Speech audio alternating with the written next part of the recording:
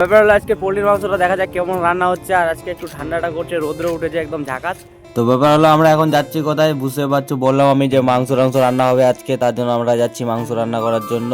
তো ব্যাপার হলো আমাদের ভাতিজাকে আমি ওখানে লাগিয়ে দিয়েছি কাজ করতে, সেদিকে মশলা রেডি করছে, সব কিছু করছে। আর মাংস না আজকে হবে ছাড় রান্না, তার জন্য গরম জল হচ্ছে।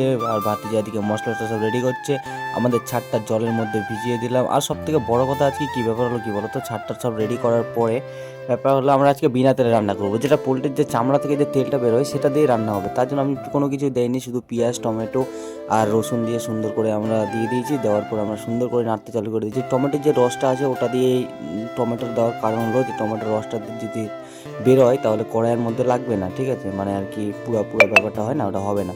তো আমাদের তারপর মাংস দিয়ে দিলাম, দেওয়ার পর তোমরা দেখতেই পাচ্ছ আমরা সুন্দর করে কষার জন্য সব কিছু রেডি করতে চালু করে দিলাম। আমাদের মাংস এদিকে রেডি হচ্ছে। আর আমাদের ভাতিজা তো সব কিছু জানো, শুধু বিড়ি খাই বেড়াচ্ছে।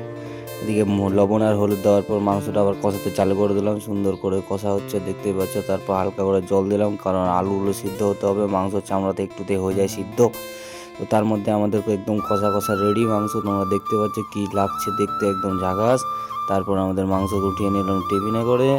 ওঠানোর পর তো বুঝতেই পারছো আমরা যাচ্ছি কোথায়। আমি ভাতিজা শুভ তো মুখ লুকাচ্ছে, বলছে সালা আমাকেও দেখা যায়, খালি দেখছে লজ্জা পাচ্ছে। আমাদের মাংস ঢালা রেডি, আর আমরা খাবো মাংসটা কি দিয়ে। আর কালারটা তো দেখো একদম ঝাকাস। তো আমরা মাংস খাবো মাজা দিয়ে, আর মাংসের ঠ্যাংটার যে কালার, ইস চলো বাবা।